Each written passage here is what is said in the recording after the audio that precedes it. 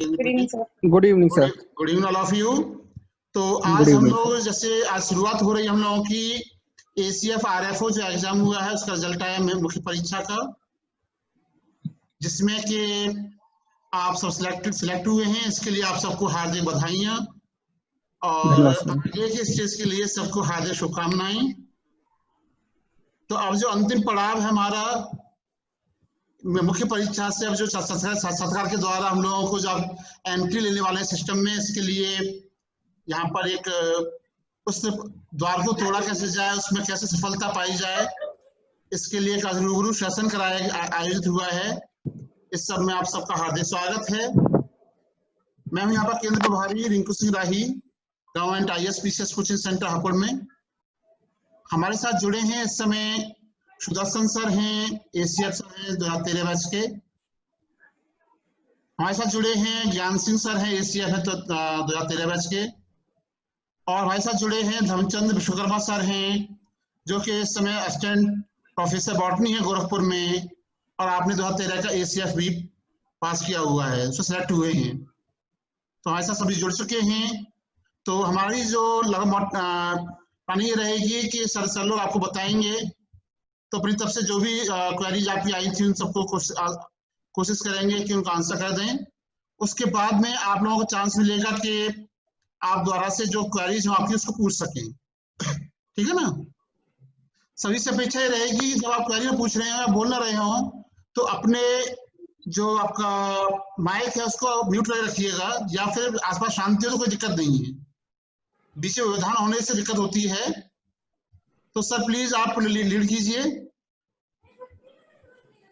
ज्ञान Singh sir, Sudarshan sir और Dharamchand sir, please sir welcome to the हमारे कैंडिडेट आ चुके हैं। Welcome sir. धन्यवाद sir.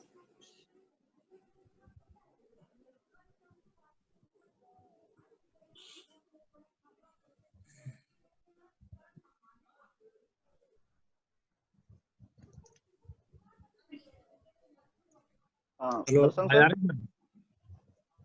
Sir please. Yes sir.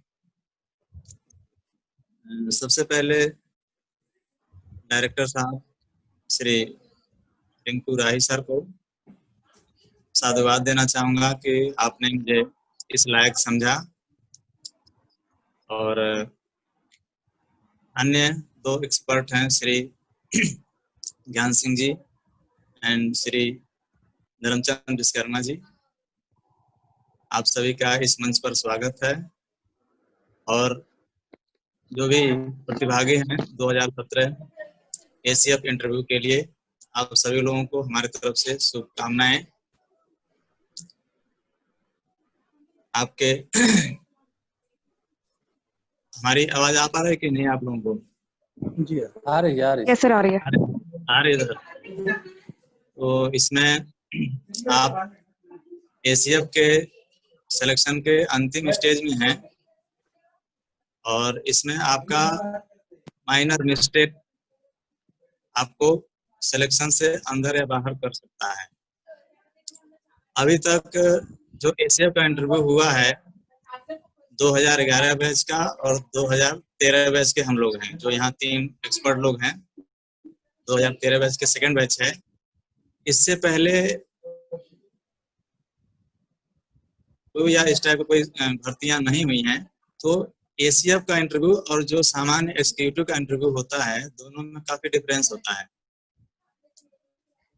और इसका ट्रेंड एग्जीक्यूटिव वाले इंटरव्यू से बिल्कुल अलग होता है। कुछ क्वेश्चन आपको बताए जाएंगे जो हम लोगों से पूछे गए थे।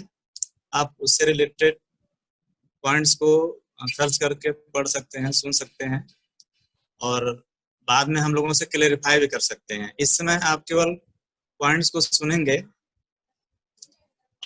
और उसका डिस्कशन बाद में किया जाएगा। जैसे मान लीजिए आप किसी सर्विस में हैं, तो सबसे पहले आपसे यही पूछा जाता है कि आप इस सर्विस में क्यों आना चाहते हैं। तो प्रत्येक कैंडिडेट का अपना अलग अलग व्यू होता है, इसका कोई सटीक आंसर नहीं होता है। जैसे मान लीजिए किसी का ये है कि हमारा नेचर के प्रति या प्रकृति के प्रति रुझान है, इस नाते हम जाना चाहते हैं।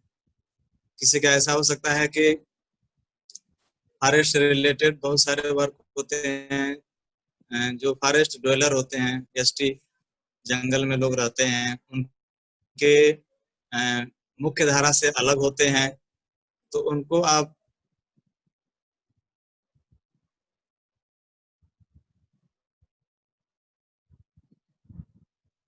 आम के लिए उनके हित में काम कर सकते हैं। बहुत सारे लोग होते हैं कि उनको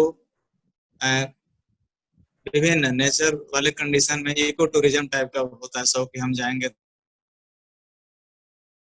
वहाँ वाइल्ड लाइफ के प्रति भी रुझान होता है। जैसे आप कभी घूमने कहीं जाएंगे तो क्या कहाँ घूमने जाते हैं, कोई फॉरेस्ट एरिया, हिल एरिया या समुद्र एरिया होता है ना, तो उसका भी संबंध आपका इससे रहेगा। तो इसका कोई सटीक आंसर नहीं होता है, आपका अलग अलग व्यू हो सकता है। वो अलग बात है कि उसको जो इंटरव्यू ले रहे हैं उसको कौन सी बात अच्छी लगी। ठीक है, तो आप जिससे डिपार्टमेंट से जुड़े हों उसका थोड़ा सा जानकारी होनी चाहिए कि आप बैक पिछला डिपार्टमेंट क्यों छोड़ करके इसमें आना चाहते हैं। जैसे 2 एक बातें आपको बताई गई, कुछ आपका इससे अलग भी व्यू हो सकता है। ठीक है, उसके बाद आप जिस ब्रांच में मास्टर डिग्री है या बीटेक है या जो कुछ भी है, हाईएस्ट जो एजुकेशन होता है उससे संबंधित बातें आपसे पूछी जा सकती है।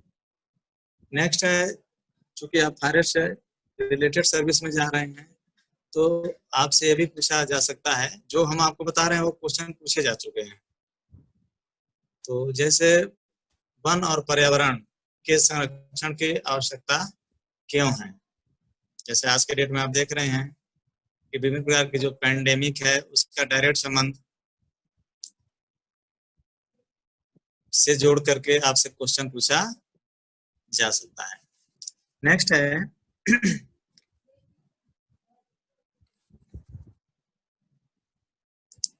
इसमें 2 तरह से, एक तो वाइल्ड लाइफ है कि आप वाइल्ड लाइफ क्या है, और वाइल्ड लाइफ से संरक्षण से संबंधित एक्ट है, उससे भी आपसे पूछा जा सकता है। और ये भी पूछा जा सकता है कि वाइल्ड लाइफ में केवल एनिमल आते हैं या प्लांट भी होता है। कंफ्यूज करने के लिए पूछा जाता है, लेकिन वाइल्ड लाइफ में दोनों चीजें आती हैं, प्लांट और एनिमल दोनों आते हैं। इसको भी आप थोड़ा अंदर से डिस्कस कर सकते हैं। उसके बाद नेक्स्ट है कि जूलॉजी से रिलेटेड भी चीजें पूछी जा सकती हैं, बॉटनी से रिलेटेड भी, कि आप फ्लोरा और फौना बताइए। तो जनरली आप हाई स्कूल से पढ़ते आ रहे हैं कि फ्लोरा में प्लांट्स से संबंधित प्लांट का ग्रुप होता है, उसे फ्लोरा कहते हैं, और एनिमल का ग्रुप है तो उसे सामान्य रूप में, ज्यादा डिटेल में नहीं पूछा जाता है, सुपरफिशियल टाइप की, कि अगर जंतुओं का ग्रुप है तो उसे फौना कहेंगे, और पौधों का ग्रुप है एक पर्टिकुलर एरिया में तो उसे फ्लोरा कहेंगे। इस टाइप का क्वेश्चन आपसे पूछा जा सकता है। उसके बाद राष्ट्रीय जो नेशनल पार्क होते हैं उससे संबंधित कुछ बातें पूछी जा सकती हैं, और वाइल्ड लाइफ सेंचुरी से संबंधित बातें आप थोड़ा सा पढ़ सकते हैं। और यूपी में वाइल्ड लाइफ सेंचुरी कहाँ पर है, 2 एक का नाम आपको पता होना चाहिए। और उसके बाद एक क्वेश्चन पूछा गया था कि सीता जी श्रीलंका में जिस वृक्ष के नीचे बैठती थी उस वृक्ष का वैज्ञानिक नाम बताइए। तो मुझे लगता है कि वैज्ञानिक नाम तो बाद में है, सामान्य नाम तो लगभग सभी लोग रामायण देखे होंगे, आप लोगों में से जानते होंगे। तो मैं जानना चाहूंगा कि यदि आप गेस करके बता सकते हो तो। ये पूछा हुआ क्वेश्चन है, लेटेस्ट पिछले साल का, 2017 वाले में, अरे 2013 वाले में।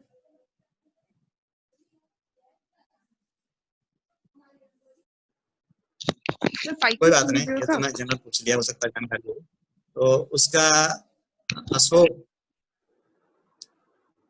अशोक वृक्ष के नीचे, जिसका साइंटिफिक नाम है सरक्का अशोका। तो कुछ ऐसी चीजें पूछ ली जाती हैं जो फॉरेस्ट से रिलेटेड भी होगा और रिलीजन से रिलेटेड भी हो गया या ऐतिहासिक हो गया, तो आप देख सकते हैं। और पूछा गया था कि की स्टोन स्पीसीज क्या होती है। की स्टोन स्पीसीज में जैसे मान लीजिए बहुत सारे स्पीसीज होती हैं प्लांट की, उदाहरण के रूप में बहुत सारे उदाहरण है, उसमें से उदाहरण ले सकते हैं कि मेन स्पीसीज के प्रेजेंट या एब्सेंट होने पर दूसरे स्पीसीज पर डायरेक्ट प्रभाव पड़ता है। जैसे उदाहरण ले लीजिए कि हाथी, जंगल में हाथी एक की स्टोन स्पीसीज है। अगर हाथी वहां रहेगी तो जंगल के जो पेड़ पौधे हैं उनको नष्ट कर सकती है और उसका वेजिटेशन प्रभावित हो सकता है। अगर आप मान लीजिए कुछ टाइम के लिए हाथी छोड़ दिए तो वहां की फसल को बर्बाद करेगा, और तो वहां पर हाथी की स्टोन हो गई। अगर उसको आपने उस एरिया से ट्रांसफर कर दिया दूसरे एरिया में और कुछ समय के लिए छोड़ दिया, तो आप देखेंगे कि जो प्लांट डिस्टर्ब हो गए थे उस समय बाद रीस्टोर हो जाएंगे। तो किसके प्रेजेंट और एब्सेंट से ये काम हो रहा है, ये प्रक्रिया हो रही है? एलिफेंट के। तो की स्टोन कौन हो गया? एलिफेंट हो गया। हाँ, वो पादप में भी हो सकता है। जैसे मान लीजिए वृक्ष है और उसके नीचे फसल होती है खेतों में, हम सभी लोग गाँव से थोड़ी बहुत लिंक रखते हैं। तो जहाँ पेड़ होता है खेत के किनारे में है, तो वहां की फसल दुबली पतली हो जाती है, और जो पेड़ से दूर होता है वहां पर अच्छे ग्रोथ होती है। मान लीजिए गेहूं का फसल है तो वहाँ के स्टोन स्पीसीज कौन सा हो गया? वो ट्री हो गया, ट्री हो गया। तो इस तरह क्वेश्चन आपसे पूछे जा सकते हैं। आप एनिमल का भी उदाहरण दे सकते हैं, प्लांट का भी उदाहरण दे सकते हैं। नेक्स्ट है इन सीटू कंजर्वेशन और एक सीटू कंजर्वेशन। ये इसका ज्यादा यूज होता है हाँ, कंजर्वेशन करने में, वाइल्ड लाइफ में भी और फॉरेस्ट कंजर्वेशन में भी। तो आप इन सीटू कंजर्वेशन और सिंपली 9-10 से पढ़ते आ रहे हैं आप लोग, उसमें थोड़ा सा देख सकते हैं और एक दो एग्जांपल का ध्यान रखेंगे। नेक्स्ट आपसे पूछा सकता है कि हमें बाघों के संरक्षण की आवश्यकता क्यों है, ये क्वेश्चन पूछा गया था। तो जैसे आप पढ़ते हैं हाँ, इकोसिस्टम में प्रोड्यूसर होता है, कंज्यूमर होता है। कंज्यूमर में 2-3 वैरायटीज होती हैं। तो उसमें एक सिस्टम बना हुआ है कि अगर एक कंज्यूमर या प्रोड्यूसर का किसी का एक लिंक हटा दिया जाए तो पूरा सिस्टम क्या हो जाएगा? डिस्टर्ब हो जाएगा। ठीक है। तो बाघों का संरक्षण करने के पीछे एक ये भी है कि टॉप कंज्यूमर हो गया फॉरेस्ट का, जिससे अन्य जंतुओं की संख्या को क्या करेगा? वो बैलेंस करेगा। जी।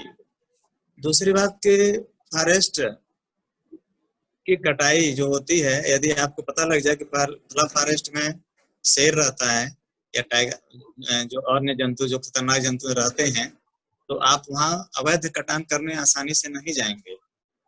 तो अवैध कटान को रोकने में भी डायरेक्ट या इनडायरेक्ट वो हेल्प करता है। और फॉरेस्ट अधिक रहेगा तो वाटर का कैचमेंट एरिया होता है। तो शेर के कंजर्व करने से एक साथ कई डायरेक्ट इनडायरेक्ट कई चीजें हो गई।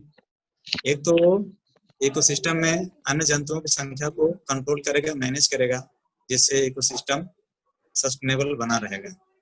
दूसरी बात क्या हो गया कि वनों की अवैध कटान में रोकने में भी डायरेक्ट इनडायरेक्ट हेल्प हो गया। और अधिक से अधिक वन रहेंगे तो डायरेक्ट वर्षा का भी संबंध होता है। फॉरेस्ट जो है वाटर कैचमेंट एरिया भी होता है।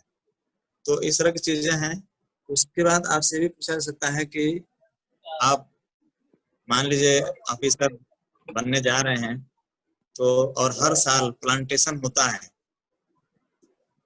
हर साल। अभी इस साल भी 25 करोड़ का टारगेट था जुलाई के फर्स्ट वीक में, वृक्षारोपण अभियान। जी, प्लांटेशन या वृक्षारोपण जो होता है जुलाई के फर्स्ट वीक में, अभी इस साल का रिकॉर्ड है, ये भी पूछा सकता है कि लगभग कितने करोड़ का था। तो 25 करोड़ का टारगेट था। और जब हर साल इतने करोड़ का वृक्षारोपण या प्लांटेशन होता है और पिछले कई सालों से हो रहा है, तो यहाँ का जो फॉरेस्ट है, रियल फॉरेस्ट 6.8 है, लेकिन अन्य जो बिखरे हुए फॉरेस्ट है सबको मिला करके 9 पॉइंट समथिंग है, 9.03 है। तो यहाँ का फॉरेस्ट कवर जो एरिया है काफी कम है, इतना प्लांटेशन होने के बाद भी।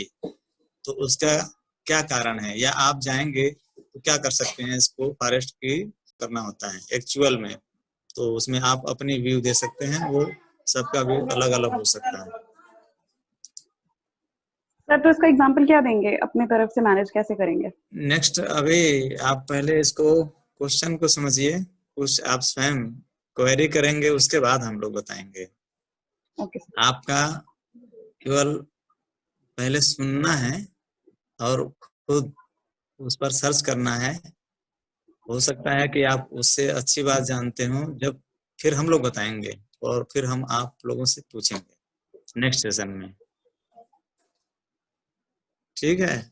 उसके बाद आपसे पूछा जा सकता है कि सॉइल का जो पीएच होता है उससे संबंधित बातें, कि आप प्लांटेशन करने जा रहे हैं तो सॉइल का पीएच की जानकारी आपको होना चाहिए कि एसिडिक सॉइल है, बेसिक सॉइल है, इसके बारे में थोड़ी सी सामान्य जानकारी आपको होना चाहिए।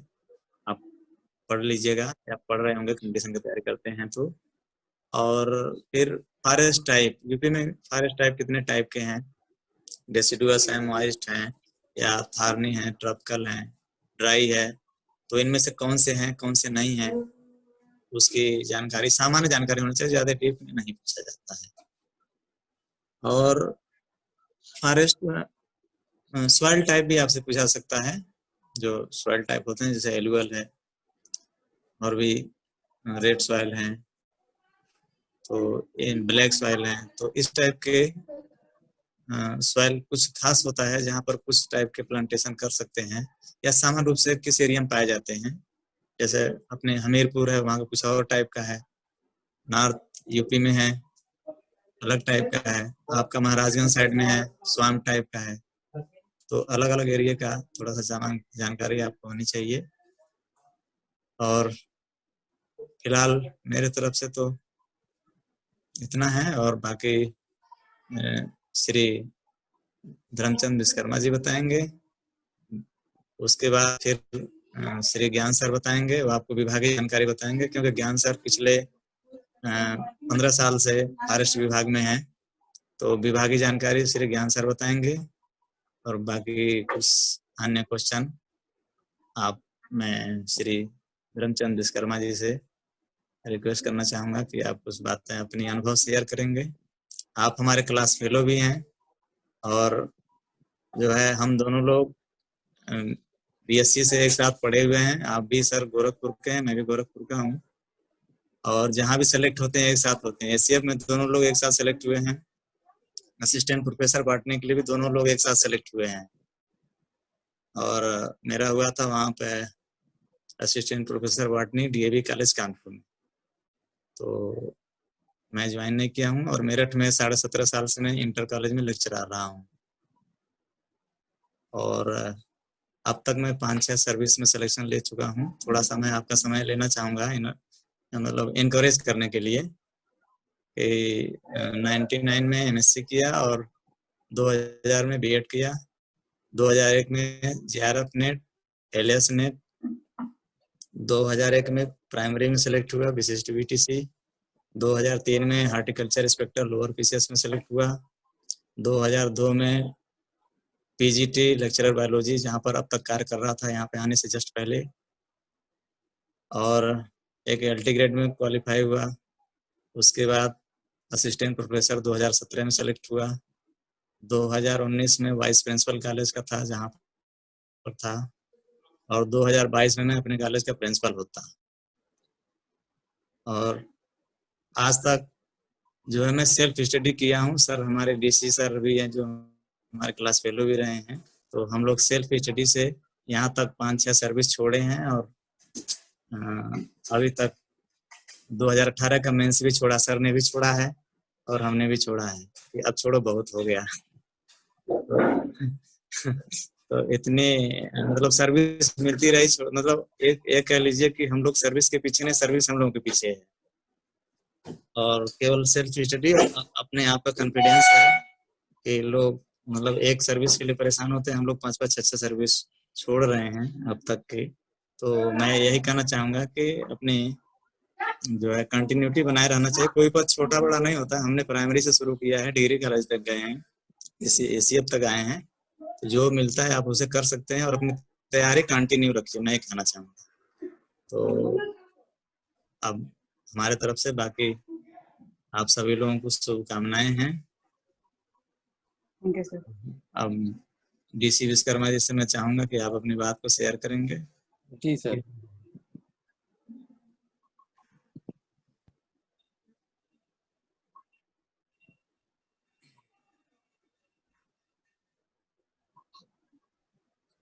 हाँ हेलो, सुन पा रहे हैं? Hello sir. Yes sir. Sudarshan ji ने तो बहुत कुछ बता दिया है आप लोगों को। हमको लगता है कि जो आप द्वारा कुछ छोड़ा गया है उसी को बस चर्चा करें, बाकी दोहराने की कोई जरूरत नहीं है। मेरा भी ऐसे रिटेन जब क्वालिफाई हुआ था एसीएफ का 2013 का, तो मैं भी सोच रहा था क्या पढूं, क्या छोड़ा जाए, क्या तैयारी किया जाए, कैसे पढ़ा जाए। तो थोड़ा दुविधा तो थी कि कहाँ से सपोर्ट लिया जाए। तो मैंने तो बस वैसे सिंपली तैयारी किया, बस वैसे ही। लेकिन जब मेरा पहला पोजीशन आया तो मुझे मतलब बहुत खुशी हुई कि चलो ऐसे ही तैयारी होती है। तो मैं कुछ एक्सपीरियंस आपसे शेयर बस करना चाहता हूँ कि जो कुछ उसमें अगर कुछ पॉइंट मैं बता रहा हूँ, 4 पॉइंट ही, तो उसको अगर शेयर कुछ जानेंगे तो बेटर अच्छी तरीके से कर सकते हैं आप लोग इंटरव्यू। तो उसमें जैसे है कि आप लोगों का जब जैसे ही डेट डिसाइड होता है इंटरव्यू का, तो उसमें न्यूज़पेपर आप कंटिन्यू पढ़ते रहिए। न्यूज़पेपर से जैसे मान लीजिए इंटरव्यू है जिस दिन डिसाइड होता है, लगातार पढ़ते रहिए। और जिस दिन का इंटरव्यू है डेट का, उस दिन का पेपर तो जरूर पढ़ लीजिए, क्योंकि मुझसे उस दिन के पेपर से कुछ क्वेश्चन पूछे गए थे। तो जिससे कुछ क्वेश्चन मैं शेयर करना चाहूँगा आपसे। जैसे पूछा गया कि आप वर्तमान में क्या कर रहे हैं, उन्होंने बताया उसको आप लोग भी जवाब रखिएगा।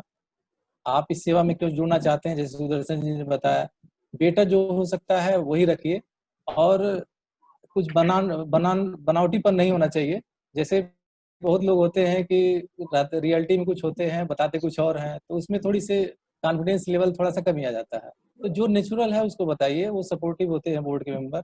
अब उसमें जैसे मान लीजिए पेपर है, इसमें जो पर्यावरण के कुछ मुद्दे हैं, EIA एक मुद्दा आया है, आपने देखा होगा, environmental impact impact assessment. Assessment 2020 का नोटिफिकेशन आया है। उसको आप लोग जरूर पढ़ लें, क्योंकि 2006 में ये नोटिफिकेशन आया था। उसमें जो चेंजिंग आ रही है, जैसे सरकार उसमें क्या चेंजिंग करने जा रही है, तो उसको जरूर एक बार देख लें। और हमसे पूछा गया कि अगर फॉरेस्ट पॉलिसी में अगर चेंज करना होगा, कौन चेंज कर सकता है, स्टेट कर सकती है कि सेंट्रल कर सकती है, कौन कर सकता है। उनका पूछने का ये मतलब था कि ये फॉरेस्ट जो है किस लिस्ट में है, कॉन्क्रीट मतलब समवर्ती सूची में है कि केंद्र की सूची में है कि राज्य सूची में है। तो वो मुझे वो जानना चाह रहे थे। मैंने बताया समवर्ती सूची में है। पूछ रहे थे कि कब किस अमेंडमेंट के थ्रू जो है वो समवर्ती सूची में डाला गया। जैसे 42 अमेंडमेंट 1976 में जो हुआ था, तो थोड़ा इस पे भी ध्यान दे दीजिएगा आप लोग। इसके बाद जो है कुछ सब्जेक्ट, जब मुझसे पूछा गया कि पीजी आप किस सब्जेक्ट में किए हैं, जैसे हमने बॉटनी में बताया, तो कुछ क्वेश्चन सब्जेक्ट से ही पूछा गया। जैसे सुपर बग के बारे में जरा देख लीजिएगा कि इन्वायरमेंट को कैसे कंट्रोल करता है या पोल्यूशन को कैसे कंट्रोल करता है। आपने पढ़ा भी होगा सीडोमोनास पुरिटा के बारे में, तो इसको जरा देख लीजिएगा। और फिर पूछा गया नोबेल प्राइज के बारे में।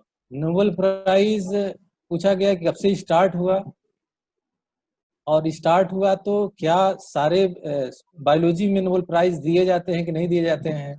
तो आप लोगों को भी पता होगा कि बायोलॉजी में पर्टिकुलर नहीं दिए जाते हैं। फिजियोलॉजी में, नहीं, जियोलॉजी की बात नहीं है, वो फिजियोलॉजी एंड मेडिसिन में दिए जाते फिजियोलॉजी। हैं। फिजियोलॉजी एंड मेडिसिन में भी दिए जाते हैं। तो वो पूछने का मतलब था।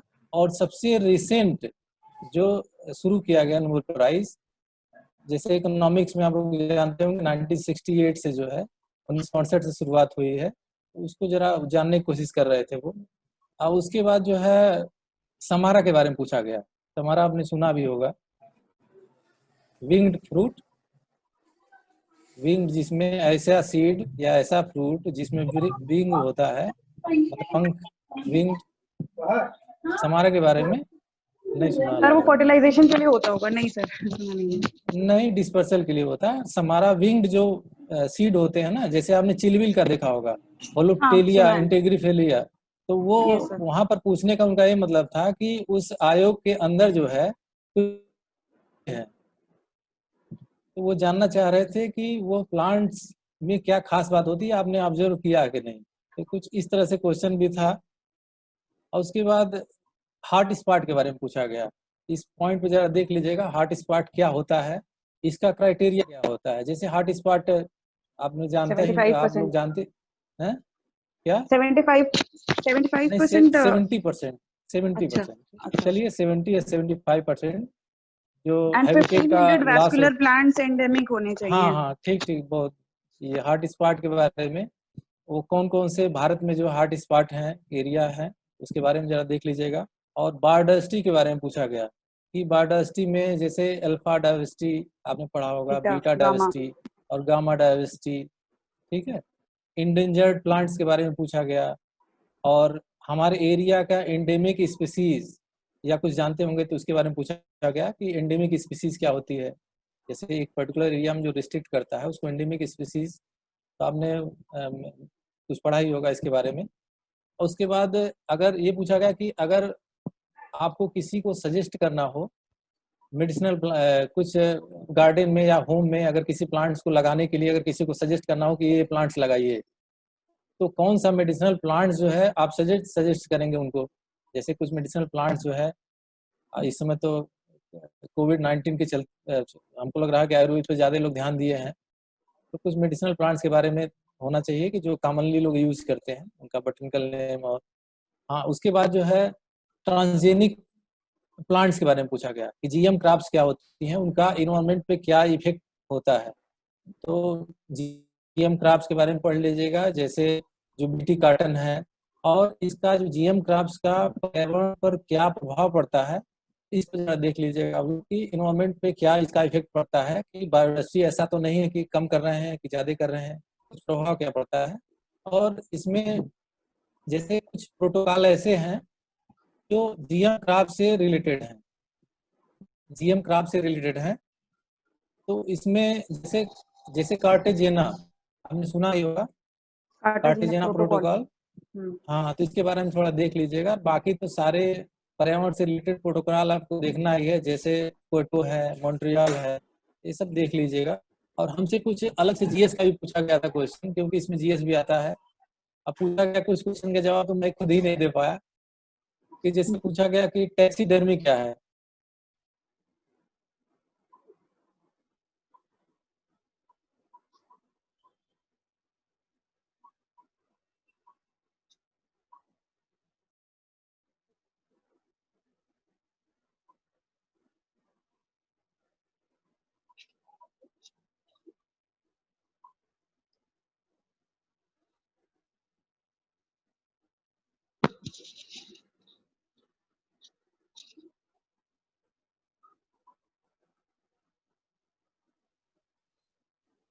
हेलो हेलो सर, धर्मचंद जी,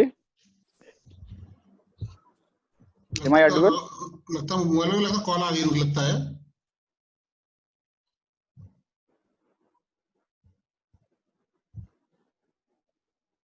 वेट कीजिए एक मिनट के लिए प्लीज। अभी आ रहे हैं, उससे जो है बात करते हैं उनसे। सुन पा रहे हैं आप लोग? Yes sir. जी सर। आवाज आ रही है, आ रही है।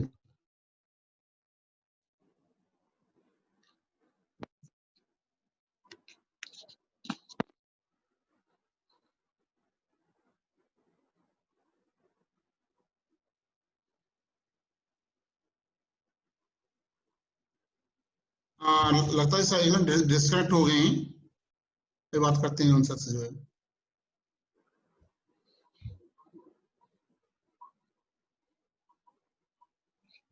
ज्ञान सिंह सर जब उनसे बात करना तो थोड़ा लीड कीजिए आप जो please. Yes sir, yes sir. अब वीडियो वो है आपका। मैं ओके ओके, सर तो मैं आगे कंटिन्यू करूं? हाँ सर, किसी को लगता है डिस्कनेक्ट हुए सर जो है, अभी आ रहे होंगे प्लीज। अच्छा अच्छा, ठीक है। हेलो फ्रेंड्स, गुड इवनिंग सभी को। एंड अभी जैसे कि सुदर्शन जी और हमारे साथी धर्मचंद जी ने आप लोगों को बहुत बारीक विश्लेषण करते हुए बताया। अभी जो हम लोगों का एक ये इंटरव्यू का ये जो इंटरेक्शन शुरू होने से पहले एक फॉर्मल डिस्कशन हुआ था, तो सुदर्शन जी ने हमको डिपार्टमेंटल कुछ चीज़ों के बारे में और अपना एक्सपीरियंस शेयर करने का पार्ट दिया था, तो मैं उसी पर चर्चा करूंगा। तो मेरी आवाज़ आप सभी को स्पष्ट रूप से पहुंच रही है? जी सर, जी। यस सर, हाँ यस सर। हाँ, मैं कभी थोड़ा जल्दी भी बोलने लगता हूँ, तो आप लोग हमें रोक भी सकते हैं, है ना? कि कोई आवाज़ आपको स्पष्ट नहीं पहुंच रही हो या जल्दी में बोल रहा हूँ, आप उसको कैच ना कर पाएँ, देन आप इंटरप्ट कर सकते हैं, मेरी तरफ से फ्री हैं। तो जैसा कि अभी सुदर्शन सर और धर्मचंद जी ने बताया, मैं 2013 एसीएफ में सिलेक्ट हुआ हूँ। उससे पहले मैं 2007 से फॉरेस्ट डिपार्टमेंट में ही मैं फॉरेस्ट सेक्शन अफसर था। तो जो डिपार्टमेंटल संरचना, जैसे कि बहुत विभाग के संबंध में तो आप लोगों से कोई बहुत ऐसी गहरी बात नहीं पूछी जाएगी, क्योंकि ये प्रिज्यूम किया जाता है कि आप लोग अभी विभागीय चीज़ों के बारे में बहुत नहीं जानते हैं। परंतु फिर भी ये जो सामान्य बात है, ये प्रिज्यूम किया जाता है कि भाई ये पता होगा, या फॉरेस्ट का इंटरव्यू देने जा रहे हैं तो विभागीय उसका स्ट्रक्चर क्या है, विभाग उसके बारे में ये प्रिज्यूम किया जा सकता है कि आपको पता हो। तो फॉरेस्ट का जो अगर ऑर्गेनाइजेशन की बात करें फॉरेस्ट के, तो उसमें जो सबसे टॉप ऑफिसर्स होते हैं वो होते हैं PCCF, HOD, principal chief conservator of forest and head of forest force कहलाते हैं वो। इसको जो है अगर आप लोग, मैं भी आप लोगों को शेयर कर सकता हूँ राही जी के माध्यम से, इसका पूरा एक टेबुलर फॉर्म में बना हुआ है। और अदरवाइज आप यूपी फॉरेस्ट डिपार्टमेंट की वेबसाइट पे जाएंगे तो उसका ऑर्गेनाइजेशन स्ट्रक्चर सर्च करेंगे तो वहाँ मिल जाएगा, ठीक है। तो पीसीसीएफ होते हैं, पीसीसीएफ के बाद में एडिशनल पीसीसीएफ, फिर CCF, chief conservator of forest, then conservator of forest, उसके बाद में डीएफओ, उसके बाद में एसीएफ का पोस्ट आता है, ठीक है। और एसीएफ से नीचे range officer, RFO, deputy range forest officer, forester, forest guard and beat officer, ठीक है। तो इसका आपको एक उसमें भी आप ऑर्गेनाइजेशन स्ट्रक्चर डिपार्टमेंट का देखेंगे तो वहां भी मिलेगा। इसके साथ ही मैंने कुछ पॉइंट ये बनाया था कि इसमें बहुत सारा कैंडिडेट तो ऐसे होंगे जो पहले भी इंटरव्यू, कितने लोग हैं ऐसे इसमें से किसी न किसी सेवा का इंटरव्यू आप लोगों ने दिया होगा। तो मेरा ये बताने का आशा है उन लोगों को जरूर है जो अभी इंटरव्यू में शामिल नहीं हुए हैं कभी, या उनको अभी पहला प्रयास है या पहले इंटरव्यू में जा रहे हैं। देखिए, जो आपकी विद्वता का परीक्षण था या आपके जो एक इंटेलेक्चुअल लेवल का जो टेस्ट था, तो वो कहीं ना कहीं आपके प्रारंभिक परीक्षा और मुख्य लिखित परीक्षा में हो चुका है, ठीक है। अभी हमारे लोगों का प्रशिक्षण चल रहा है, तो इस प्रशिक्षण में भी इस बात पे बहुत जोर दिया जाता है कि जो स्टडी है वो 1/3 मैटर करती है, 70% आपका पर्सनल एटिकेट, एटीट्यूड, आपका चाल ढाल, बोलने का तरीका, इन सब पर बहुत मैटर करता है, ठीक है। तो आप ऑफिसर बनने जा रहे हैं तो ऑफिसर के एक बनना नहीं है वहाँ, अभी आप स्टूडेंट हैं, परंतु जो हमारे मेल कैंडिडेट्स हैं और फीमेल कैंडिडेट्स हैं उनसे मैं ये जरूर अपेक्षा रखूंगा कि इंटरव्यू में राही सर ने भी बताया होगा जहाँ तक है आप लोगों को कि भाई एक सोबर ड्रेस, ये भी नहीं है कि बिल्कुल नए ही कपड़े सिलवा के पहन के वहाँ चले गए, उसको 1-2 बार जरूर पहन लीजिएगा, उसके बाद में ही उनको उस दिन पहनिएगा। और आपका कॉन्फिडेंस भी लो नहीं होना चाहिए। ऐसे आप प्रिज्यूम करिए कि आप बहुत सारा वाइवा वगैरह दिए होंगे और ये मानिए कि आप टैलेंट हैं आप में और आप वो सारी योग्यताएं रखते हैं कि जो आप ऑफिसर बन सकें। भाई बहुत 1-2 नंबर से ही वहाँ मैटर करता है, किसी का चयन होता है किसी का नहीं होता है। तो कॉन्फिडेंस लूज नहीं करने की आवश्यकता है। कॉन्फिडेंस, ओवर कॉन्फिडेंस भी नहीं होना है, परंतु एक आपके चेहरे पर सेटिस्फेक्शन का भाव होना चाहिए। इसके साथ ही मैं बताना चाह रहा हूँ आप लोगों को कि जैसे कि कोई प्रश्न ये भी हो सकता है कि जैसे कि हम लोग कॉन्स्टिट्यूशन पढ़ते हैं, भाई कॉन्स्टिट्यूशन कोई भी एग्जाम होता है उसका बहुत जो है इम्पोर्टेंट पार्ट रहता है। तो फॉरेस्ट पॉलिसी का जैसे pre independence India and post independence India के जो फॉरेस्ट पॉलिसी के जो बदलाव हुए हैं, फॉरेस्ट पॉलिसी का डेवलपमेंट कैसे हुआ, इसके संबंध में भी सवाल आप लोगों से पूछा जा सकता है। मेरा जो मैं बता रहा हूँ क्लियरली सुन पा रहे हैं आप लोग? Yes sir. Yes sir. हाँ हाँ, तो वैसे मैं संक्षेप में एक बताना भी चाहूँगा आप लोगों को कि जो प्री इंडिपेंडेंस इंडिया मतलब जो कॉलोनियल सिस्टम था भारत में, तो उसमें जो फॉरेस्ट एक्ट की शुरुआत 1865 से होती है। ठीक है, 1865 में अंग्रेज एक फॉरेस्ट एक्ट लेकर आए जिसमें उन्होंने 2 कैटेगरी में कैटेगराइजेशन किया, reserve forest and unclassified forest. उसमें मेन उनका उद्देश्य यही था कि जो नेचुरल रिसोर्स हैं भारत के उनको ज़्यादा से ज़्यादा कैसे एक्सप्लॉयटेशन किया जाए, उनसे कैसे इनकम जनरेट किया जाए। उसमें उसके बाद में कई विद्रोह भी होते हैं भारत में और उसके बाद में वो उस पॉलिसी को रिवाइज करते हैं और रिवाइज करते हैं 1878 में एक रिवाइज फॉरेस्ट पॉलिसी लाते हैं जिसमें कुछ जो यहाँ के लोकल विलेजर्स थे उनको भी राइट्स कुछ उसमें दिए जाते हैं। और पहली भारत की जो फॉरेस्ट पॉलिसी थी वो 1894 में pre independence India colonial system में 1894 में फॉरेस्ट पॉलिसी आई थी। उसके बाद जो आज़ाद भारत की पोस्ट इंडिपेंडेंस इंडिया जो पॉलिसी है 1952 की और 1988 की 2 पॉलिसियां भारत में हैं, उसी से सारे लॉ जो है डेराइव होते हैं। ठीक है, और जैसे कि अभी आप लोगों से जो हमारे सुदर्शन जी ने कुछ क्वेश्चन बनाए थे, लीगल पार्ट मुझे दिया था उसका, उनके जैसे कि पूछा जा सकता है कि भारतीय वन अधिनियम या वनों की सुरक्षा के बारे में कोई कानून है, उसके बारे में आप जानते हैं क्या? तो जैसे कि आईपीसी, सीआरपीसी है, सारा लोग जानते हैं, परंतु वन कानून के बारे में अभी बहुत ही कम लोग जानते हैं। लेकिन एक पढ़े लिखे व्यक्ति से यह अपेक्षा की जा सकती है कि उसको भारतीय वन अधिनियम के बारे में कम से कम उसका नाम तो पता होना चाहिए। ठीक है, तो भारतीय वन अधिनियम 1927 है वनों के बारे में।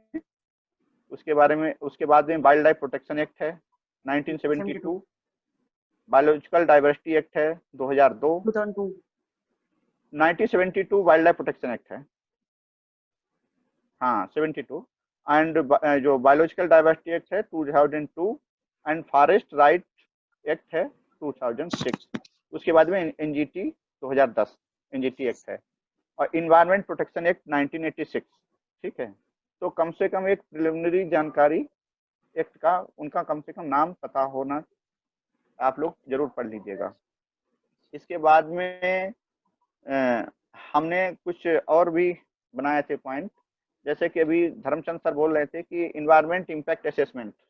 ठीक है, तो आप लोग जो 2006 की जो पॉलिसी है इन्वायरमेंट इम्पैक्ट असेसमेंट की और अभी जो ड्राफ्ट किया गया है, इसमें जो बेसिक डिफरेंस मैं आप लोगों को बता देना चाह रहा हूँ, क्योंकि आप लोग उसको ड्राफ्ट को निकालेंगे, ड्राफ्ट बहुत बड़ा होता है और फिर उसका कंपैरिजन करेंगे, फिर किस कंक्लूजन पे पहुंचेंगे, तो बहुत आई थिंक कि आप लोग भी अपना हिसाब से उसको एक बार विश्लेषण करिएगा, परंतु दो मोटिव आते हैं जो बेसिक डिफरेंस है, इस वजह से बहुत जो हो हल्ला मचा हुआ है। पहली बात तो इन्वायरमेंट इम्पैक्ट असेसमेंट है क्या? जो इन्वायरमेंट इम्पैक्ट असेसमेंट, जो भी भारत में पहले विकास की परियोजनाएं आती थी, डेवलपमेंट प्रोजेक्ट्स जो थे भारत के, तो उसमें पहले कास्ट बेनिफिट एनालिसिस ही होता था।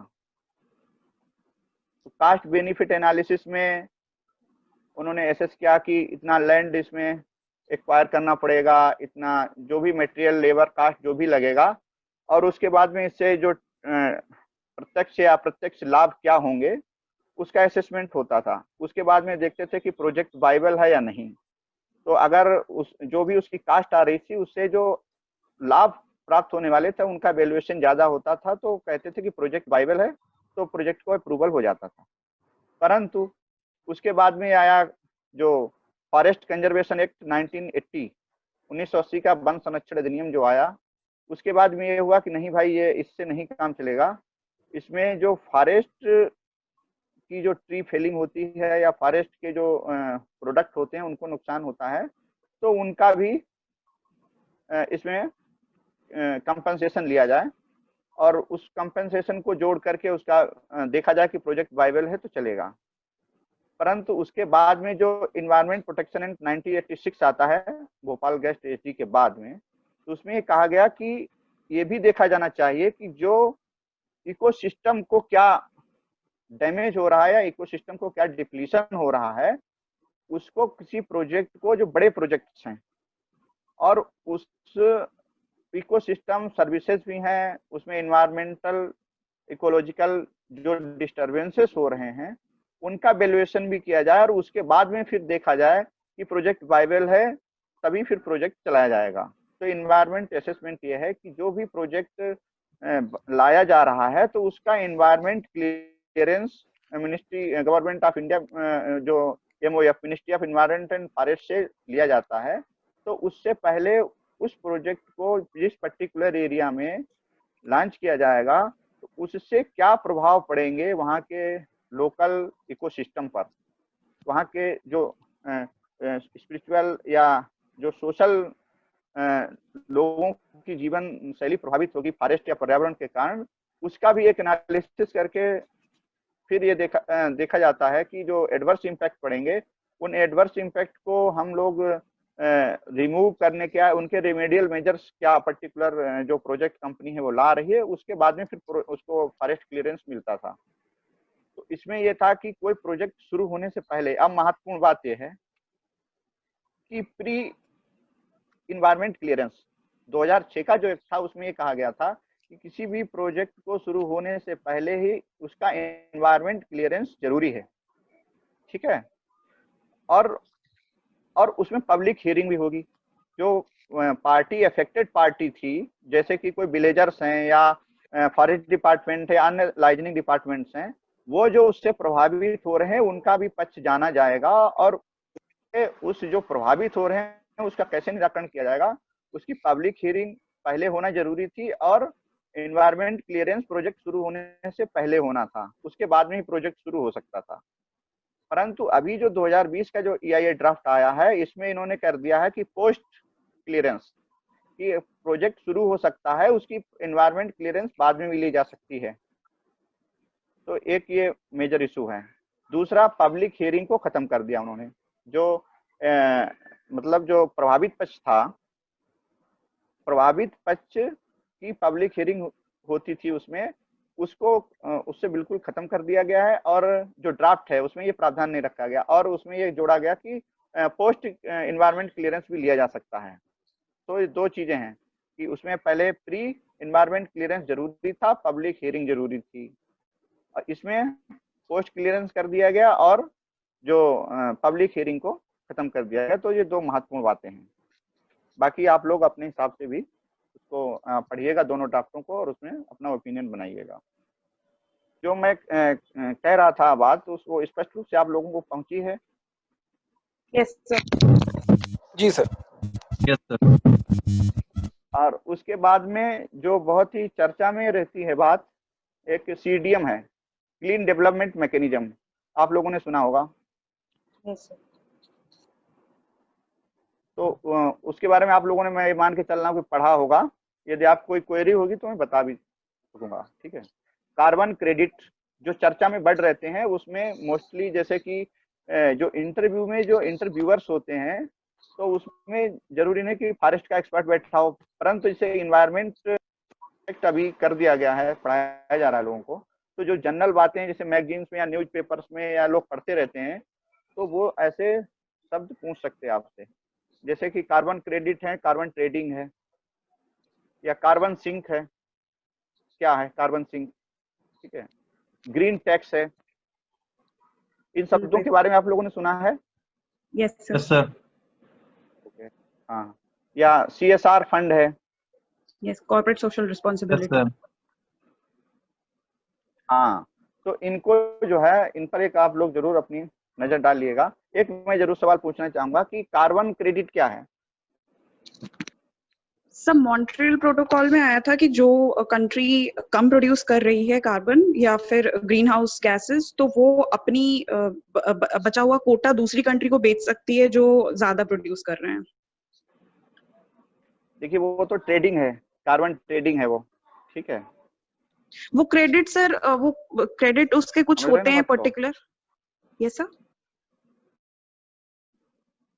यही मैं जानना चाह रहा हूँ। जैसे वहाँ एक कार्बन क्रेडिट जो है, वो एक तरीके से जो ट्रेड जिसका किया जाना है, उसका एक पैमाना है कि एक कार्बन क्रेडिट क्या होगा। एक कार्बन क्रेडिट बराबर 1 टन कार्बन डाइऑक्साइड या ग्रीन हाउस इमिशन जो है, वो एक कार्बन क्रेडिट के बराबर है, ठीक है। तो इसको जो है आप लोग जो भी जैसे वहाँ अपनी बात रखिएगा तो कंफर्मिटी के साथ में रखिए, डायलेमा की सिचुएशन में नहीं रहना। जैसे मान लीजिए नहीं पता है कोई आंसर, देन उसको कह दीजिएगा सर नहीं पता है मुझे, कोई दूसरा सवाल पूछ लीजिए, या वो खुद ही पूछ लेंगे, ठीक है। तो मेरी तरफ से यही थे। और एक बहुत कॉमन क्वेश्चन आता रहता है कि जैसे कि नेशनल पार्क एंड अभयारण्य, राष्ट्रीय पार्क और अभयारण्य में क्या अंतर है? तो वाइल्ड लाइफ सेंचुरी एक पर्टिकुलर स्पीशीज के कंजर्वेशन के लिए होती है और नेशनल पार्क जनरल होता है। नहीं, देखिए, जो नेशनल पार्क है, नेशनल पार्क में और बफर ह्यूमन एक्टिविटीज अलाउ नहीं होती हैं, ठीक है। कोई भी ह्यूमन एक्टिविटी अलाउ नहीं होती, जैसे कि कोई खेती या ग्रेजिंग ऐसा काम नहीं कर सकते वहाँ। वाइल्ड लाइफ सेंचुरी में अलाउ होती हैं, ओके। या ये कह सकते हैं कि नेशनल पार्क एक तरीके से समझिए कि सारा जितना नेशनल पार्क में जो भी फ्लोरा फाउना पेड़ पौधे जो भी हैं, सारे संरक्षित हैं। और जो आपकी वाइल्ड लाइफ सेंचुरी में एक पर्टिकुलर स्पीशीज ही संरक्षित होती है, ठीक है, या उसके संरक्षण पे फोकस किया जाता है। ये बेसिक डिफरेंस है नेशनल पार्क और वाइल्ड लाइफ सेंचुरी में, ठीक है।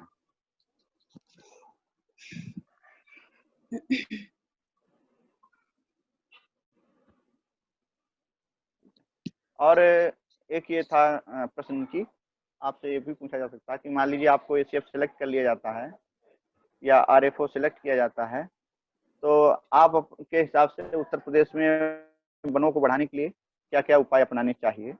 अभी सुदर्शन जी ने ये बताया था, तो आप लोगों ने क्वेश्चन भी किया था इस पर।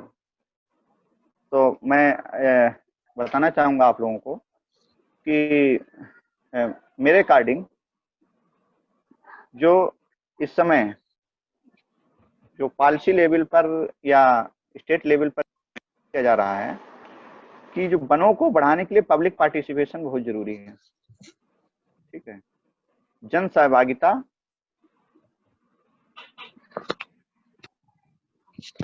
और जो जहाँ जो जंगल पहले से हैं, जो फॉरेस्ट ड्वेलर्स एरिया हैं या जो ट्राइबल एरियाज हैं, मोस्टली जंगल वही हैं। तो फॉरेस्ट ड्वेलर्स और ट्राइबल्स जो हैं, उनके लाइवलीहुड को इंक्रीज करके या फॉरेस्ट में उनको सहभागिता को बढ़ा करके ज्वाइंट फॉरेस्ट मैनेजमेंट का जो कॉन्सेप्ट है, संयुक्त वन प्रबंध, ठीक है, उसके माध्यम से हम लोग वनों को बढ़ा सकते हैं।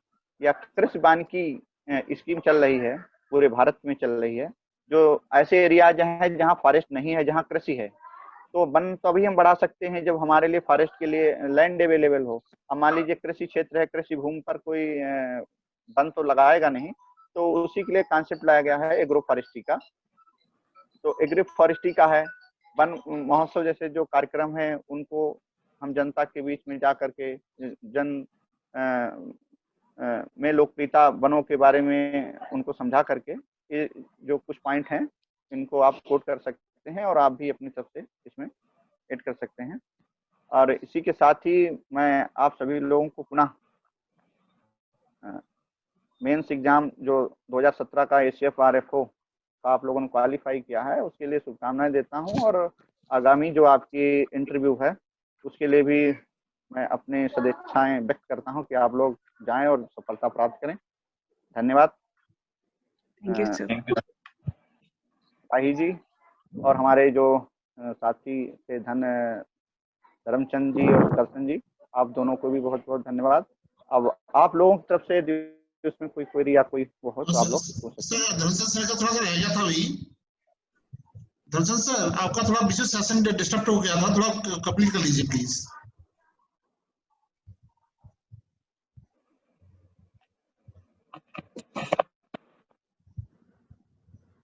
हाँ सर। धर्मचंद सर। हाँ सर। धर्मचंद सर आपको इंटरप्ट हो गया था बीच में, जो है आप हो गए थे, तो आपको जो रह गया था उस पर कंप्लीट कर लीजिए। नहीं सर, ज्ञान जी सब कंप्लीट कर डाले। वैसे ज्ञान सर जो है सारे कंप्लीट कर डाले, फिर भी कुछ जीएस का ही क्वेश्चन था। वैसे जैसे ड्राई स्टेट के बारे में बात कर रहा था कि हमसे जो लास्ट में पूछा गया कि ड्राई स्टेट क्या होता है, तो मैं इस पे थोड़ा सा ड्राई स्टेट जैसे वो इन्वायरमेंट से रिलेटेड, ओके सर, जैसे इन्वायरमेंट से रिलेटेड पूछ दिए थे क्वेश्चन कि जैसे पूछ दिया कि सूखा कहाँ कहाँ पड़ता है, तो मैंने तो इसे कोट कर दिया कि इस स्टेट में थोड़ा सा, जैसे राजस्थान के बारे में बता दिया और सब बता दिया। लेकिन जब उन्होंने पूछा कि ड्राई स्टेट क्या होता है, तब थोड़ा सा मैं रुक के बताया कि ड्राई स्टेट ऐसे स्टेट को कहते हैं कि जहाँ पर जो अल्कोहल है, वाइन है, ये सब बैन किया गया है, उस स्टेट को हम ड्राई स्टेट कहते हैं। थोड़ा सा रुक में बताना पड़ा, अगर उसी फ्लो में बताया होता तो थोड़ा सा लगता है कि कहीं ऐसे जगह को बता दिया कि जहाँ बारिश नहीं होती है, रेन नहीं होती है, उसको कहीं कहा जाता है, तो ये गलत होता है। थोड़ा सा आप जो मेंबर हैं उसको जरा सुनिए ध्यान से, क्वेश्चन को क्या कह रहे हैं, उसके बाद थोड़ा जवाब दीजिए। और थोड़ा ये क्वेश्चन था कि मूल अधिकार से कुछ पूछा गया था कि जैसे संविधान संशोधन जो आर्टिकल है 368 के तहत होती है, तो इसमें जैसे केशवानंद भारती बनाम केरल राज्य, तो इसको जरा जो संशोधन है इसको जरा आप लोग देख लें तो अच्छा रहेगा। इससे हमसे भी ये पूछ दिया गया था कि केशवानंद बनाम भारती के बारे में बताइए कौन सा मैटर है।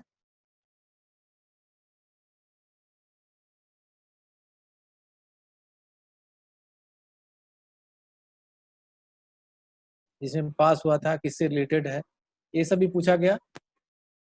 और पूछा गया था, एक लोग भी थोड़ा सा ध्यान दीजिएगा आप लोग, कि जैसे पार्क्स कितने हैं, नेशनल पार्क इंडिया में कितने हो गए हैं इस समय, और सबसे पहला पार्क क्या है, बायोस्फीयर रिजर्व की संख्या इस समय क्या है, जैसे 18 है, नेशनल पार्क 105 है, और सेंचुरी में जैसे प्रोजेक्ट टाइगर जो चलाई जा रही हैं, कितने सेंचुरी में जो है ये प्रोजेक्ट टाइगर जो है चलाया जा रहा है। जैसे इस समय जो है 50 सेंचुरी ऐसे हैं जहाँ पर ये प्रोजेक्ट टाइगर जो है चलाया जा रहा है, कब से स्टार्ट है किसी को कंजर्वेशन करने के लिए, तो ये सब थोड़ा सा देख लेंगे। बाकी सारे जो रिटन क्वालिफाई किए हैं उनको शुभकामनाएं हमारी तरफ से कि सब लोग क्वालिफाई हों। Thank you sir. धन्यवाद।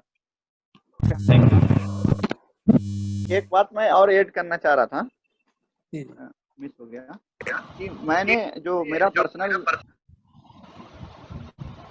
प्लीज अपना माइक म्यूट कर लीजिए। हेलो। Yes sir.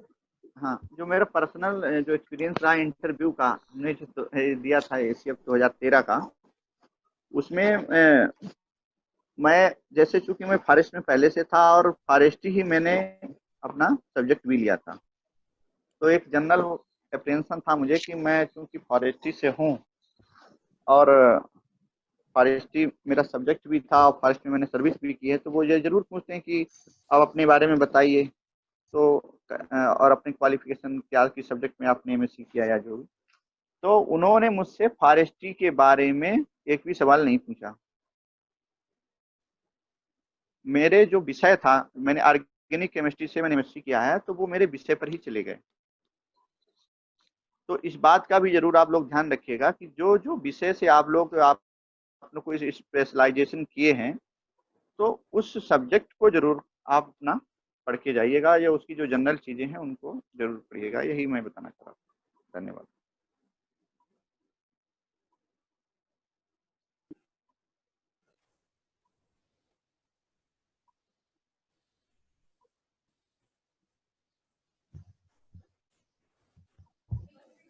हेलो,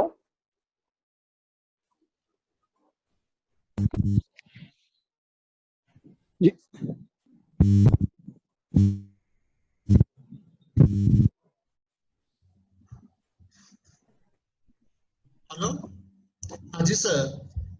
तो एक काम करते हैं हम लोग, क्या कहते हैं सर, जो है कैंडिडेट से आप सर कैंडिडेट से क्वेश्चन ले लेते हैं हम लोग, ठीक है सर। जी जी आप जो क्वेश्चन और क्वेरीज हो वो आप पूछ सकते हैं अभी यहाँ पर सर लोग यहाँ पर उनसे पूछ सकते हैं। सर मेरी एक क्वेरी है। मेरा सर इलाहाबाद से एमएससी हमने किया है जूलॉजी से, और बीएससी भी मेरा ऑनर्स था डीयू से, बट सर मैंने वो ले लिया, बॉटनी एंड जूलॉजी ले लिया ऑप्शनल। तो सर बॉटनी तो हमें एक भी नहीं आती है, कुछ भी नहीं आती है। अगर वो बॉटनी कहेंगे कि आप ऑप्शनल लिए हैं और आ नहीं रही है, तो फिर मतलब सर कैसे इसको टैकल करेंगे?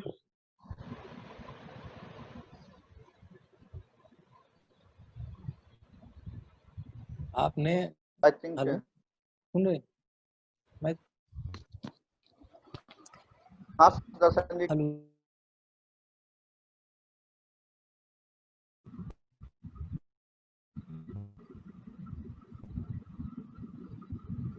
धर्मचंद जी बताइए सर, एमएससी बॉटनी है सर धर्मचंद जी।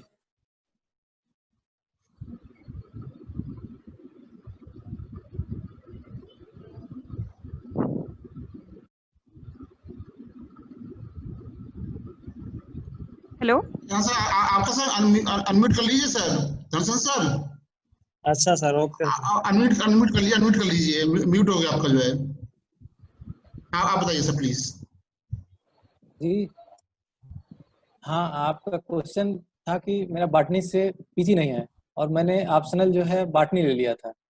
Yes sir. तो इसमें कौन सी बात है, रिटेन आपने क्वालिफाई किया है तो बेसिक कंसेप्ट से ही पूछते हैं, ऐसा कोई क्वेश्चन नहीं पूछते हैं कि आपको डीप जाना पड़े। तो धैर्य रखिए, कॉन्फिडेंस वहाँ पर ऐसा नहीं कि जितने भी क्वेश्चन पूछा जाए उसका पूरी तरह जवाब दे दें। उसमें सिर्फ कॉन्फिडेंस लेवल वहाँ पर हमको लगता है कि चेक करते हैं।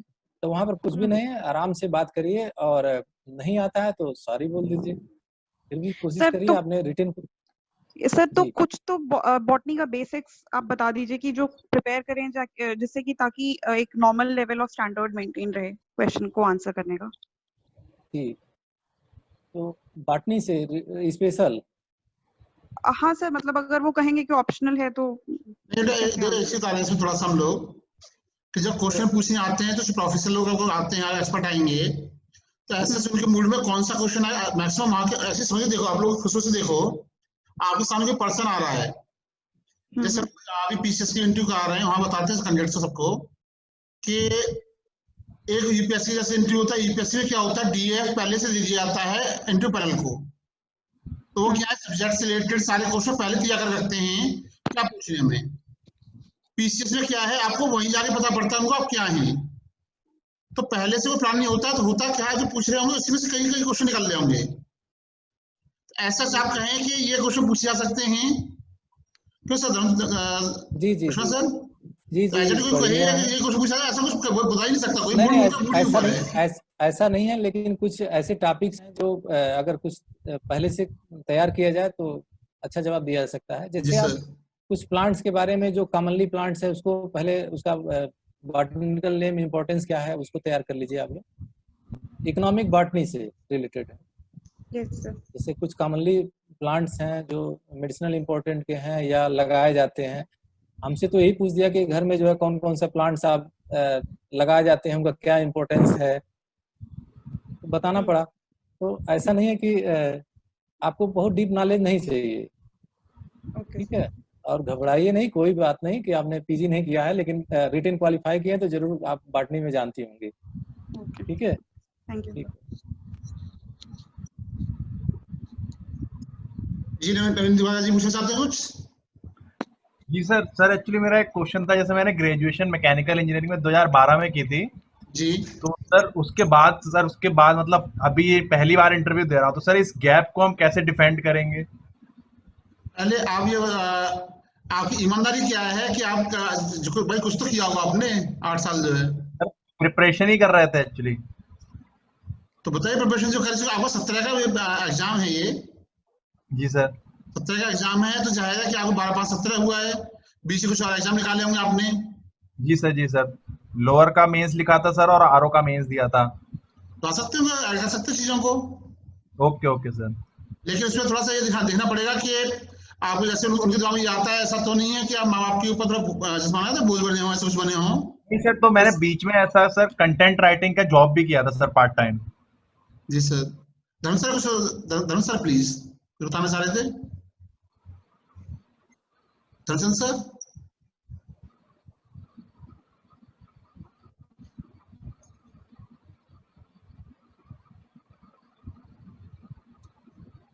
तो आपने कंटेंट राइटिंग का कहाँ पर किया था जॉब?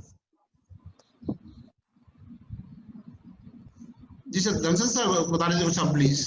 जी तो बताने चाह रहे थे ना शायद आप। नो सर, हम सुन नहीं पाए क्या। ऐसे इनका क्वेश्चन होता है, क्या कहते हैं गैप है इनका, 12 में उन्होंने ग्रेजुएशन किया है बीटेक मैकेनिकल इंजीनियरिंग। जी तो गैप को कैसे होता है, तो जितना जेन्युइन रीजन रहेगा उतना अच्छा रहेगा। हम लोगों का नहीं है। बिल्कुल सर, इस पे मैं चर्चा भी करने वाला था, थोड़ा सा डिस्कनेक्ट हो गया था इसलिए बोल नहीं पाया। जी सर। तो इसमें आपको कुछ पॉजिटिव जवाब ही वहाँ देना ही है, ऐसा नहीं, उससे घबराइए नहीं। गैप है तो कुछ ऐसी चीजें बताइए कि उनको लगे कि पॉजिटिव ही काम कर रहे थे, ऐसा नहीं कि मैं कुछ नहीं कर रहा था, ये कर रहा था, वो कर रहा था। हाँ बताइए, लगे हुए थे मैं ये कर रहा था, तो थोड़ा सा अच्छा रहेगा। तैयारी कर रहे थे, जैसे आपने मेंस दिया ही होगा, कई मेंस अटेम्प्ट किया होगा, इंटरव्यू शायद दिया ही होगा किसी चीज का बीच में। और जॉब क्या बिल्कुल जॉब नहीं कर रहे थे आप मैकेनिकल करने के बाद? सर कंटेंट राइटिंग का सर पार्ट टाइम जॉब बीच में किया है सर। हाँ, तो बोल सकते हैं कि मैं पार्ट टाइम जॉब कर रहा था। वहां पर उनके पास कोई ऐसा रिकॉर्ड होता नहीं है, बोल सकते हैं बिल्कुल बोल। अब पॉजिटिव ही बोलिए कि मैं कर रहा था, जॉब कर रहा था और तैयारी बेटर के लिए मैं तैयारी कर रहा था, तब ये बोलिए। ये खुशों से देखें कि भाई कुछ तो कर ही रहे होंगे, लंबे टाइम में कुछ शुरुआत हो जाती है। हाँ, ये बताना बहुत जरूरी है कि क्या कर रहे हैं।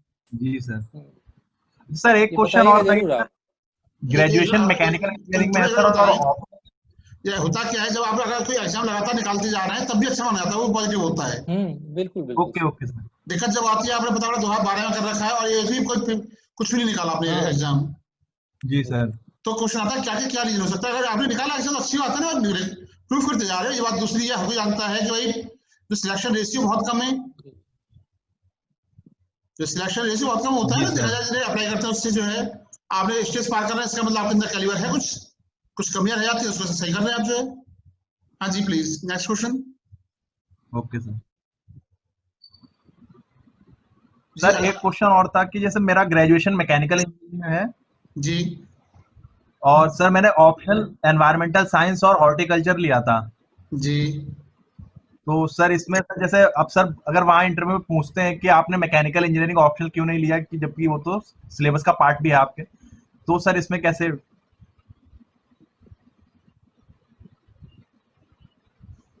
बेटा भाई तरफ से हम लोग तरफ से एक चीज कहनी होती है कि पहले अपने आप से रियली पूछ के देखो क्यों लिया।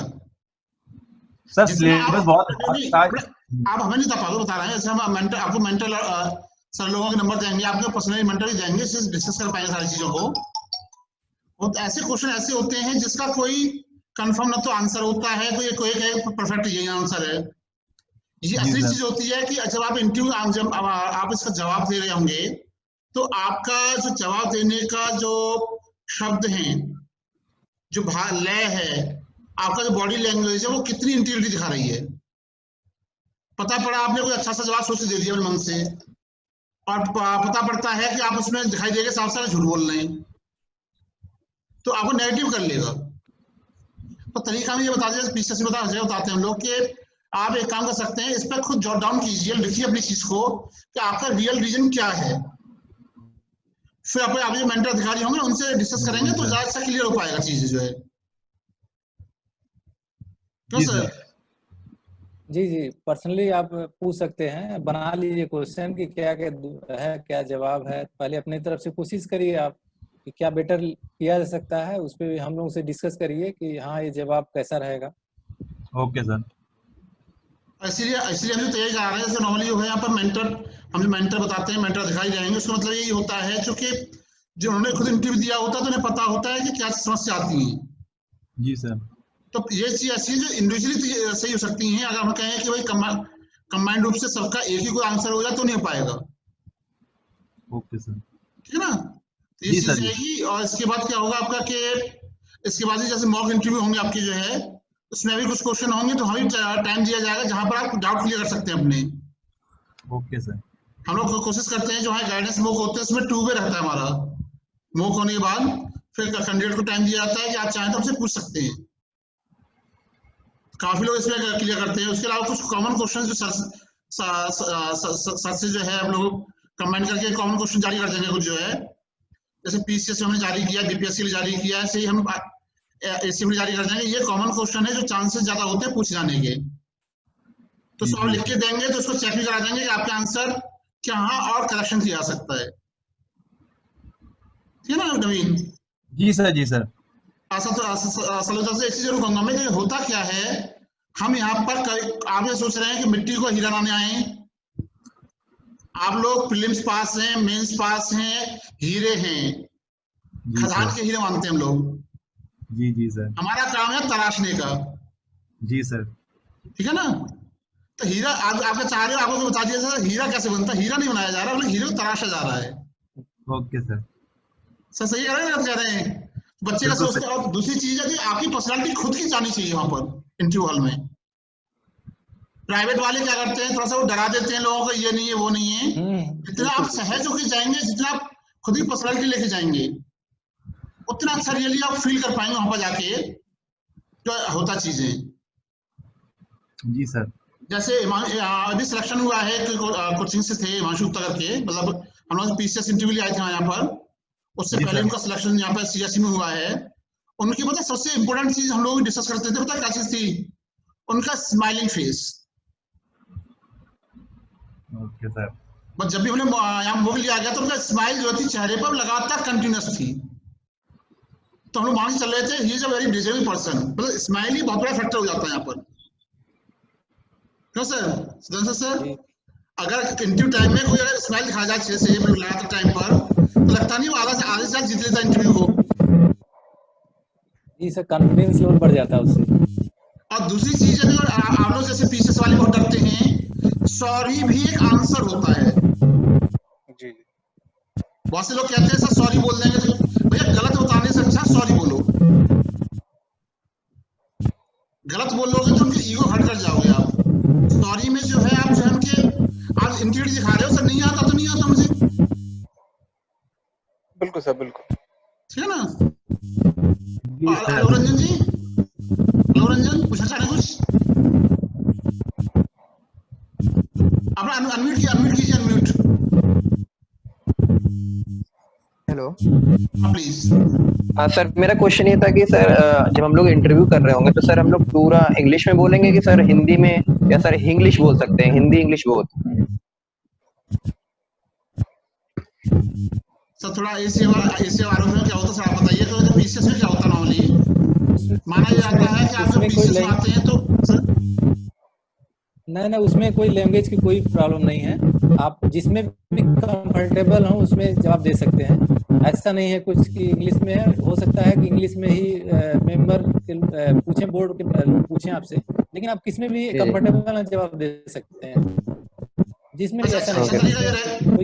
देखिए वहाँ बनावटीपन नहीं लगना चाहिए, जी जी है ना। जी जी जैसा आप नेचुरल हैं, जैसे आप अगर इंग्लिश बोलते रहते हैं तो इंग्लिश में ओके बोलिए, सर। हिंदी आप अच्छा, हिंदी में ही आप बातचीत करते हैं तो आप हिंदी में बोलिए, और इंग्लिश में करते हैं तो फिर इंग्लिश में बोलिए, है ना। Okay okay sir.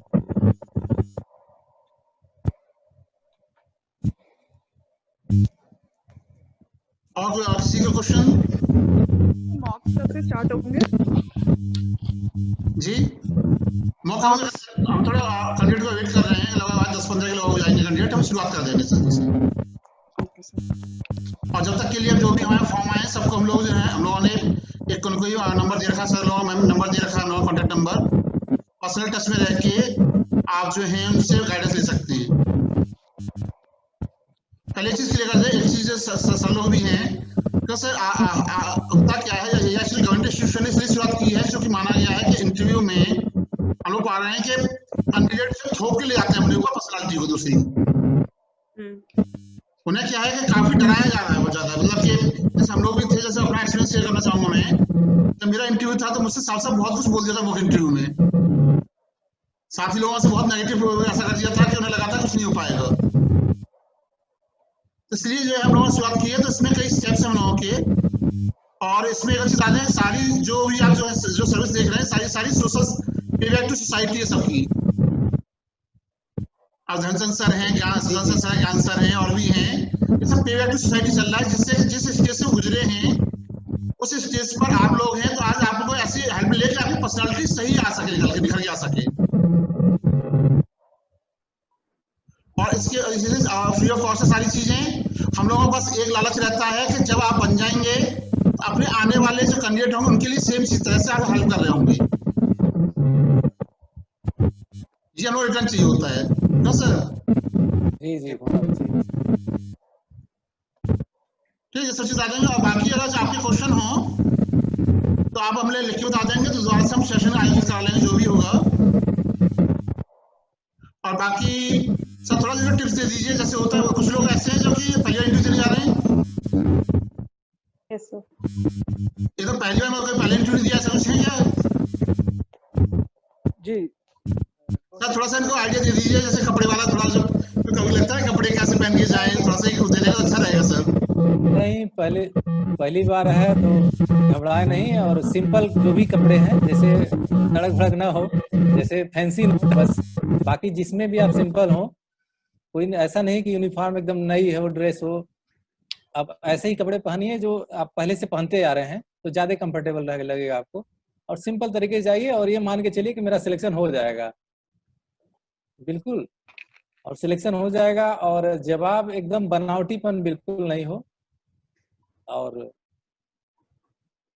बाकी तो आप वहाँ अंदर जाएंगे तो वो इतने कोऑपरेटिव होते हैं लोग, मेंबर जो भी होते हैं, आप एक्सपर्ट जो होंगे वो खुद ही आपको ऐसे हल्का कर देंगे कि जैसे लगेगा कि आप इजी महसूस करने लगेंगे। तो पहले और दूसरे क्वेश्चन की बात बस होगी कि एक दो क्वेश्चन अगर आप अच्छी तरीके से बता ले गए तो लगेगा कि ठीक है, अब सब जवाब दे सकते हैं, कॉन्फिडेंस लेवल आपका बढ़ जाएगा। तो घबराइए नहीं, कोई बात नहीं। पहला क्वेश्चन मान लीजिए गलत हो गया, दूसरा गलत हो जाएगा, तो और कॉन्फिडेंस रखिए, कोई बात नहीं, बाकी सब सही हो जाएगा, ठीक है। और कपड़ों में जैसे होता है नॉर्मली, आप जैसे देखेंगे आप लोग, जैसे नॉर्मली कपड़े होते हैं जो एक फॉर्मल ड्रेस होती है वो पहनी जानी होती है, जहाँ किसी को दिक्कत होगी बता दिया जाएगा चीजें, और कोशिश किया पहले से लेके रखिएगा, तो उसको एक बार ट्राई कर लीजिएगा पहन के, कम से कम नया भी पहनना चाहते हैं तो। बिल्कुल बिल्कुल, ऐसा ना हो पता पड़ा कि आप जो जा रहे हैं वहीं पर कोई टैग लटका हुआ है, कितने पैसे का आया है। ये होना पॉइंट ये भी नहीं होना चाहिए चीजें। बाकी मतलब जैसे सुने होता है वाइवा हो गया, या आपको मतलब उनका मकसद ये होता है वो डायलॉग से आपको अंदर पर्सनालिटी में झांकना होता है। जितना अच्छा डायलॉग होगा, जितनी अच्छी बातें होंगी, उतना अच्छा वो आपको जज कर पाएंगे। Yes sir. ये क्वेश्चन आंसर सेशन नहीं होगा, ऐसे जो समझाया था लोगों ने समझाया था, क्वेश्चन आंसर सबसे आप डिपेंड करते हैं। क्वेश्चन आंसर सेशन आपका प्रीलिम्स हो चुका है, मेंस हो चुका है। बस अब अगर उनको पर्सनालिटी किसी को देखनी, हम लोगों को देखनी है पर्सनालिटी किसी की, तो हम लोग कैसे देखते हैं? बातें करने से देखते हैं ना चीजों में। बातें करके ही वो निकालेंगे चीजों को।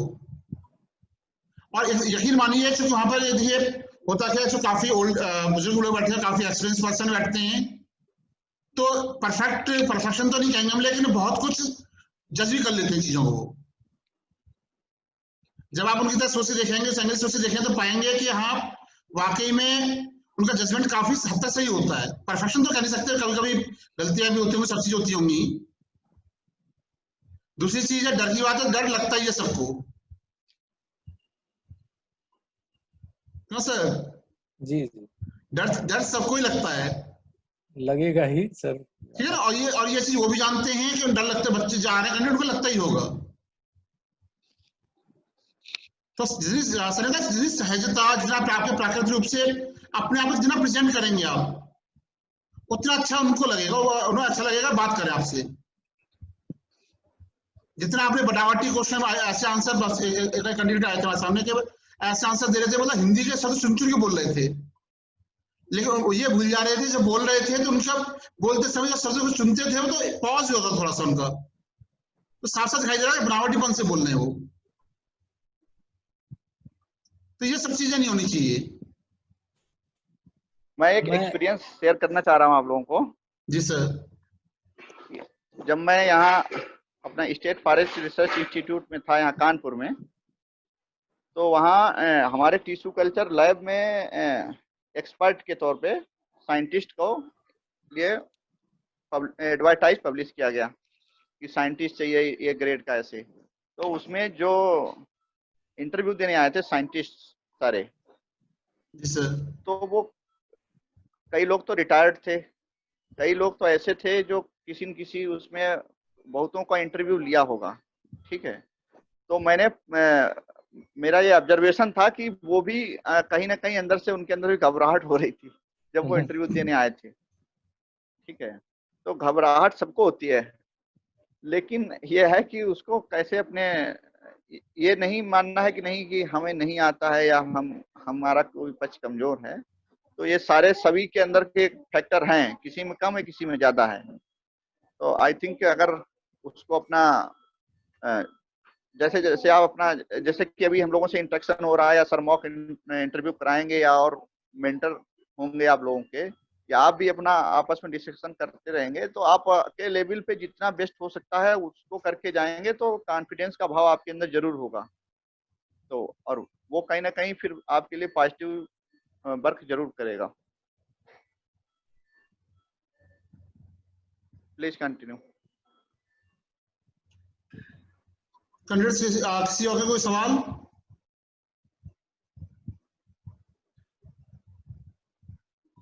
सर आप लगता है कैंडिडेट सवाल अगली सेशन में मिलेंगे इनको जो है।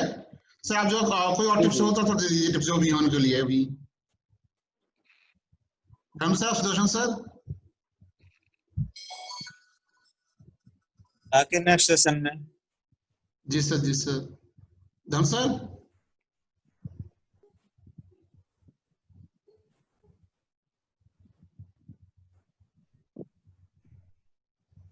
नेक्स्ट सेशन जब होगा जब इंटरव्यू डेट क्लियर हो जाएगी सर। सर जी सर, जी सर, जी सर। सुरेंद्र जी आपका कोई सवाल है? सर मैं थोड़ा सा ये जानना चाहता हूँ कि इंटरव्यू के बाद जो फिजिकल जो वर्किंग है सर, उसके बारे में थोड़ा सा अभी बताएंगे सर, या फिर बाद में सेशन एक और कर लेते हैं या उसमें बताइए सर, बताइए तो ताजी जो है। इंटरव्यू का रिजल्ट आने के बाद आपको पूरा 2 महीने का टाइम मिलेगा फिजिकल के लिए, बता दिया जाएगा। उसका रिजल्ट आने के बाद पहले इंटरव्यू पर फोकस कीजिए। इंटरव्यू का रिजल्ट निकलने के बाद 2 से 3 महीने का पूरा टाइम दिया जाता है फिजिकल के लिए, प्रैक्टिस करने के लिए। तो वो बात सेकेंडरी आप फिलहाल नेक्स्ट आपको नेक्स्ट में बताया जाएगा जो कुछ आप कभी पूछ सकते हैं हमसे, शाम के 5 बजे से लेकर के 9 बजे तक। हेलो, हाँ सर।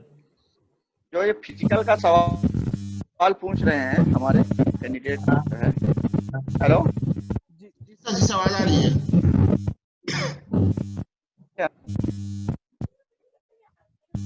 जो लोग तो अगर म्यूट कर दे तो ज्यादा अच्छा रहेगा, तो प्लीज। हाँ मैं कर दिया जी sir, please.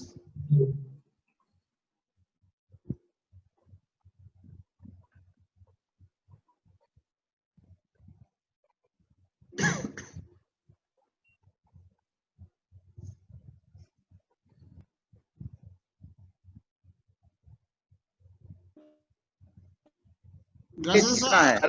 Ji sir. Hello, हाँ सर बताइए, प्लीज प्लीज।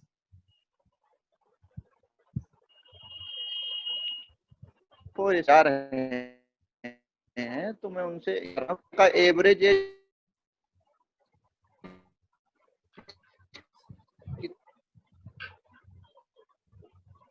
कितना है? मेरी आवाज क्लियर नहीं पहुंच रही क्या? हाँ सर, थोड़ी कटी है बीच में आवाज, जो है क्लियर नहीं पड़ी है, दोबारा दीजिए सर, अब सही आई है। हेलो, मैं ये कह रहा था कि जो कैंडिडेट्स हैं, जो हमारे अभी ये इंटरव्यू होने जा रहा है, जी सर, उनका सब, उसमें जैसे 10-11 लोग अभी इसमें जुड़े हैं, उसमें 3-4 लोग तो हम हैं। जी सर।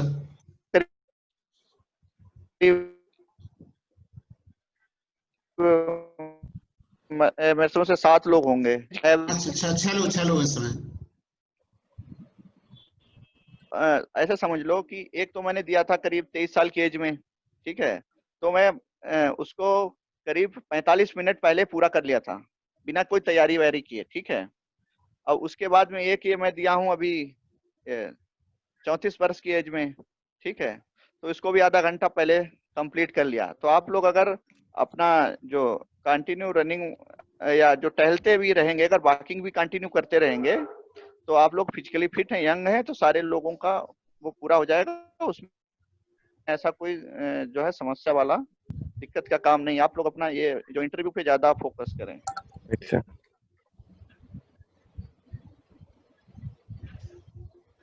तो सर क्या कहते हैं, हम लोग अभी इस सेशन को जो है अब आगे के लिए क्या करते हैं, जो क्वेश्चंस आपके होंगे तो सर अब आगे के लिए कर दीजिए सेशन को सहित। बिल्कुल सर, आप जी सर। तो आप सर संयोजक हैं। जी सर। तो कैंडिडेट से हम लोग जैसे आपके जो क्वेश्चंस होंगे, ग्रुप में आप जुड़े होंगे टेलीग्राम ग्रुप से, उसमें सारे क्वेश्चंस देंगे, सर लोग जुड़े हुए हैं, कोशिश करेंगे जो 1-2 क्वेश्चन होंगे उसका आंसर वही करवा दें, सर कर दिया करेंगे। अगर कोई ज्यादा क्वेश्चंस लगेंगे, हम लोगों को लगेगा कि सेशन जरूरत है, तो अगला सेशन आयोजित करेंगे। जो भी करेंगे उस ग्रुप में सारी इन्फॉर्मेशन आपको मिलती रहेगी। Okay sir. तो सर आज के लिए जो हम लोग सेशन करेंगे, और इसके लिए सर हम ज्ञान सिंह सर को, सुदर्शन सर को और धर्मचंद विश्वास सर को धन्यवाद देना चाहते हैं कि उन्होंने टाइम निकाला अपना, और काफी, और कैंडिडेट्स को भी धन्यवाद, उन्होंने काफी सुना और इंटरेक्टिव सेशन बनाया काफी, इसके लिए धन्यवाद देना चाहते हैं आप सबको जो है। थैंक यू सर आपके सबके लिए जो